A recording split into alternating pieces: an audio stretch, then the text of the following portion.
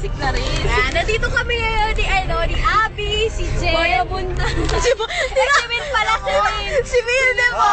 Hindi ba dina? Tinawag siya kanina, Boy Abunda ng lasing. Matador pa siya. Sabi sa kanya, oy, si Boy Abunda. Hindi, friend ko yan. si Will Best yan. friend ko yan, di ko yan, si Will de Boy yan. Yan. Si Will yan. Nag-drive kami. Saan ba tayo papunta, Sas? Bye na kayo. sa manang ugali ni Abby, oh. Ayan, si Clarice, si Carly, tsaka si Itchon. Ayan. Oh.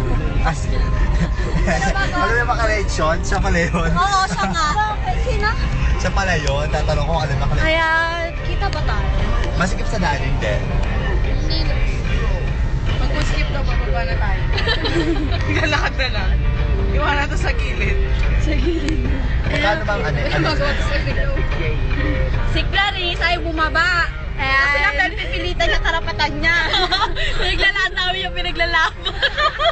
Natatapakan daw yung pagkatao niya. Ayun. Teka, medyo traffic. Ayan, traffic po.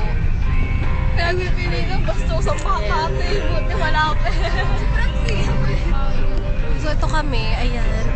Hi! Uy, ipakita mo yung laseng. And, andito po yung laseng kanina, yung tumawag kay Jen ng Boy Abunda.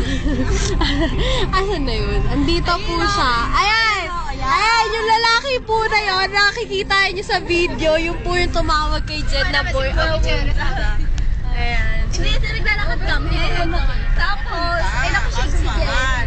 Sabi ba naman ng laseng? Uy, Boy Abunda. Nanay mo pangit. Kaya, di ba tanggap ni Jen na tinawag siya kasi bakit Boy Abunda? Ayan, medyo magulo po ang cam. Ayan si ate tumatawag.